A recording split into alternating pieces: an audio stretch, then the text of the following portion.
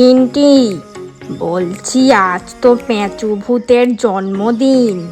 হ্যাঁ গো দাদা, তা পেঁচু আসবে কখন? আরে ওকে এখনো কিছু বলা হয়নি। তা আজকে পেঁচু কোন কেক কাটবে? Strawberry, chocolate, mango, pineapple? আরে থাম, পেঁচু কাটবে প্যানকেক, যা আজ পর্যন্ত কারোর জন্মদিনে কেউ কাটেনি। আসলে আমরা ভূত তো, তাই আমাদের কেক বাছার স্টাইলও আলাদা। তা কেকটা বানাবে কে? না মানে মানুষের দোকানে গিয়ে কেক চাইলে তো সে ভয়ে অজ্ঞান হয়ে যাবে। কেক আর দেবে কই? আরে বিন্টি, আমি আজকে পেঁচুর জন্মদিনের প্যানকেকটা বানাবো। আর মোটামুটি ঘরটা পুরো গোছানো হয়ে গেছে, শুধু পেঁচুর আসার অপেক্ষা। ও তো জানে আমরা প্রতিদিনকার মতো আড্ডা দেওয়ার জন্যই ওকে ডেকেছি। যাই প্যানকেকটা বানিয়ে নিই।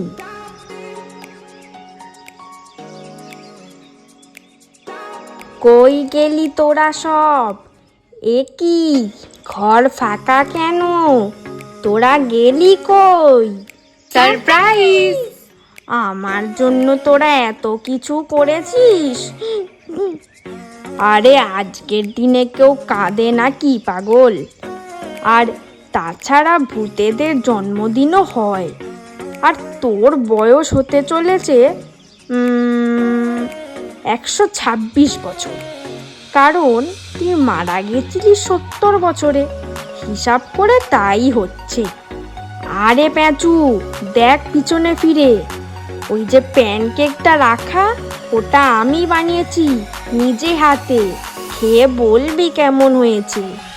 প্যানকেক, সবাই তো জন্মদিনে কেক কাটে, আর আমি কিনা প্যানকেক? আরে ভূত হলে একটু আলাদা আইডিয়া তো লাগাতেই হবে।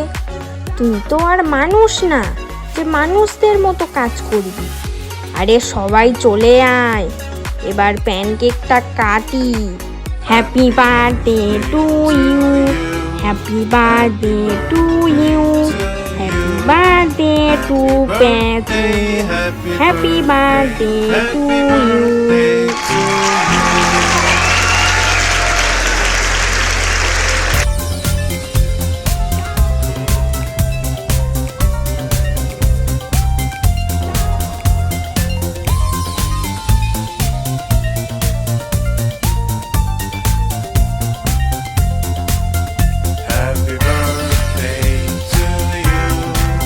এই টনি, থাম।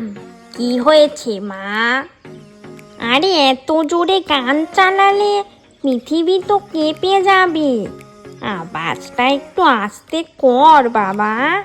আরে মা, আমরা তো প্যানকেক পার্টি করছি। আরে ভূতেরা আবার প্যানকেক পার্টি করে নাকি? ওসব তো মানুষেরা করে। আরে মা, ভূত বলে কি আমাদের কোনো জীবন নেই? আমাদের দেখে শেখা যায় যে ভূত হলেও আনন্দ করা যায়।